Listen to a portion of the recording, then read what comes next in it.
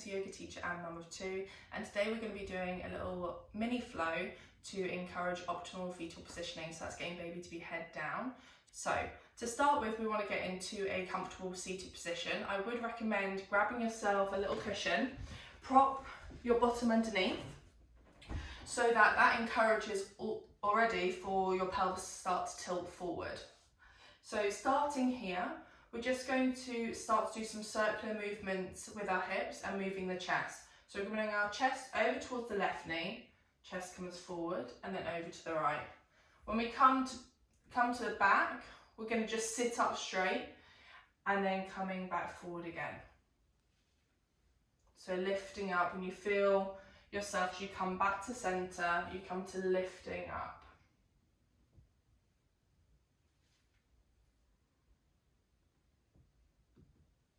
We begin to go anti-clockwise.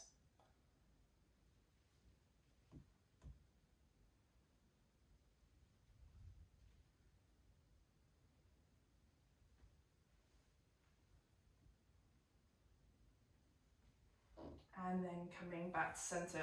Move the cushion from underneath you, pop that on the side, and then we're going to start to walk our hands forward and we're going to come onto all fours. So we're going to have our fingers spread nice and wide, and wrists are going to be underneath the shoulders, knees are going to be underneath the hips. And first here we want to concentrate on keeping our back nice and flat. So we hug baby in towards the spine. Now just coming onto all fours encourages baby to turn and to be head down. So staying here for a moment. And then from here, we're going to come into puppy pose. So you're going to walk your hands towards the top of the mat. Bottom stays nice and high towards the ceiling. You press the tops of the feet down towards the floor and you rest your forehead down. If this feels too much on the shoulders, hands can grab opposite elbows as a variation. Staying here for a couple of rounds. Staying here for a couple of rounds of breath.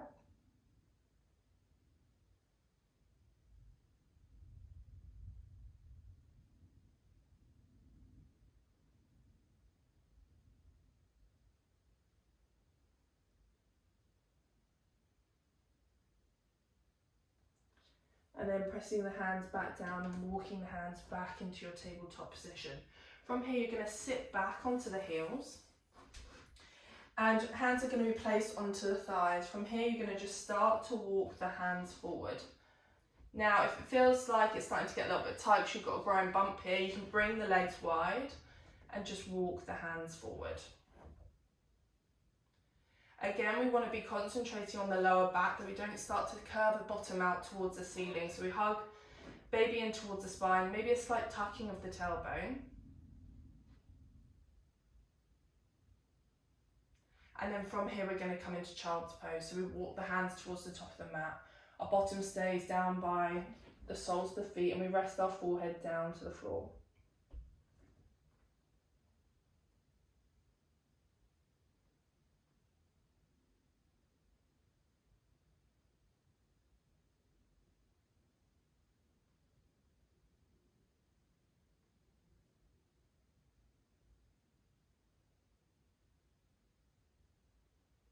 While you're here, you can start to link the pelvic floor with your breath. So as you inhale, your pelvic floor starts to release, it starts to relax.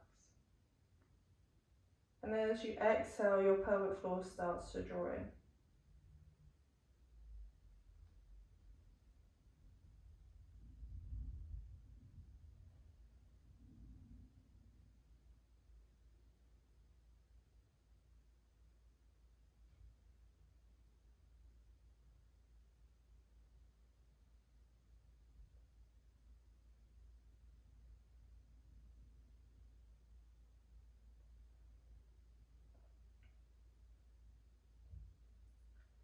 Next, we're going to come into doing sweeping cat. So we're going to inhale, coming up onto our forearms, lifting our bottom up, coming up onto our knees. We imagine we've got a football in front of us. We push that ball away with our nose, come up onto our hands, round the upper back, tuck the tailbone and come back into our child's pose. So a couple of rounds of this, inhaling, coming up onto our forearms, Push that imaginary ball away, coming up onto our hands, rounding the upper back, tucking the tailbone and coming back down. Once more, inhaling, coming up onto your forearms, push the imaginary ball away, coming up onto our hands, rounding the upper back, tucking the tailbone and coming back down. Big sigh as we come back to our child's pose.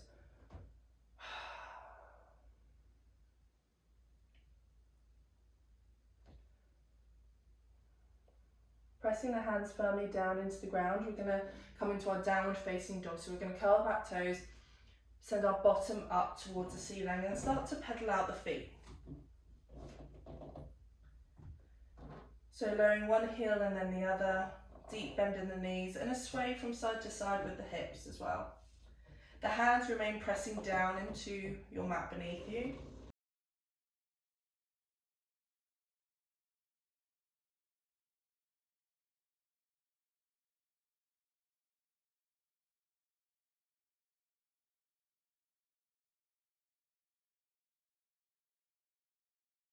Either staying here pedaling out the feet, or you can send one foot up towards the ceiling and start to rotate the foot. Clockwise and then anti-clockwise, then going on the opposite side, left foot up towards the ceiling, start to move through the foot going clockwise and then anti-clockwise. And then lowering that foot back down. Lowering yourself back onto your heels. From here we're going to come into doing some more cat-cows. So you're going to exhale, round the spine, tuck the tailbone, shoulders go up towards the ceiling. And then as you inhale, softness in the elbows, openness of the chest as you go forward. If it feels too much on the lower back to be coming into your cow pose, so this pose here, then you can just come to a flat back instead.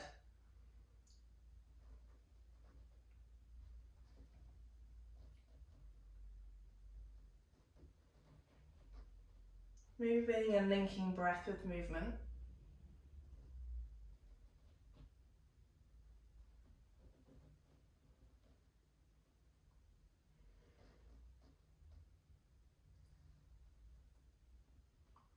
And then last one, and returning into your tabletop. Walk your hands back so you come back to be sat on your heels. And then from here, you're going to come into just a comfortable seated position. So moving the hands to one side and then slowly bringing your legs forward. So for, again, here, if you're sat down, it might be an idea to get your cushion to help support you and lift up out of the pelvis and tilt it a little bit more further forward. So from here, we're going to come into a seated Baddha. So the soles of the feet are touching, the knees fold to either side of the mat. Now, your hands can wrap around your ankles or your peace fingers can wrap around your big toes. And you're going to inhale, feel that lift up, out through the pelvis. You feel length in the spine, the crown of your head goes up towards the ceiling. And then as you exhale, there's this softness as you gently start to fold. Now what we want to avoid doing is overfolding through the upper back. So again, we stay hugging baby in towards the spine, having the chest lead as it goes forward. If you feel quite flexible here and you feel quite open, you can bring the hands forward and work with the breath of inhaling as you find length, exhaling as maybe you move a little bit further and a little bit deeper, but you don't have to. You can just stay upright like this, opening up through the pelvis, through the groin. If you're somebody who has pelvic discomfort, then I would advise that you take into a wider diamond shape with the legs. And for here, you can, again, fold, but it'll be less pressure on the pubic bone. And you still get the same benefits of inhaling as you find length, exhaling as you fold.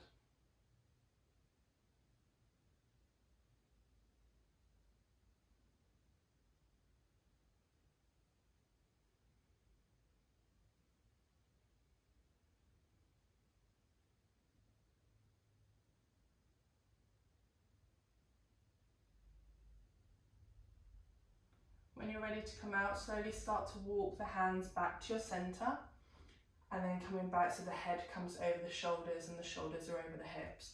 From here we're going to come into stir the porridge. So legs go wide. If you know your flexibility before pregnancy, then just bring it in 10%. What we want to do is avoid overstretching and pulling of the ligaments. So we bring in about 10% of our full range, just to support and not bring any sort of more irritation to the pelvis. We're going to interlace our fingers, toes are pointing up towards the ceiling, there's a softness in the knees, a micro bend. And then we come to stirring, imagine stirring a pot porridge. And you feel that lift and that pull from the chest as it leans forward, and then it comes back to be over the pelvis. So we lift up as when our pelvis starts to align with our shoulders start to align with our pelvis. Keeping that forward leaning.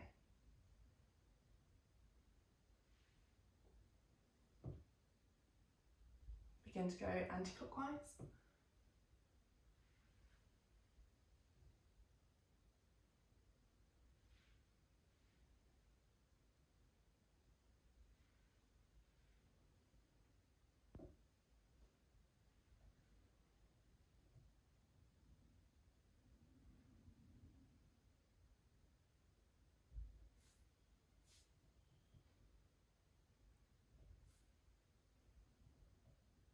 And then coming back to center. So pressing the feet down onto the mat, walking the knees in towards each other, flopping knees to whatever side's more comfortable, and walking your hands forward. You can go over that sequence a couple of times. You can take some poses to be longer than others. This was just sort of like a brief overview for ones that you can sort of touch base in. Another thing that can encourage babies to come into optimal fetal positioning is by swapping your sofa or your dining room chair for a birth ball. This helps to tilt through the pelvis, helps gravity do its work, and helps to encourage baby to go head down. I have got another YouTube video on yoga poses you can do with your birth ball, which I'll link somewhere on the screen, if not definitely below in the comments. These can turn right at the last minute of giving birth, so there's always still time for baby to turn to. So I hope you've enjoyed this video, and I hope baby starts to go head down. Thank you very much for watching.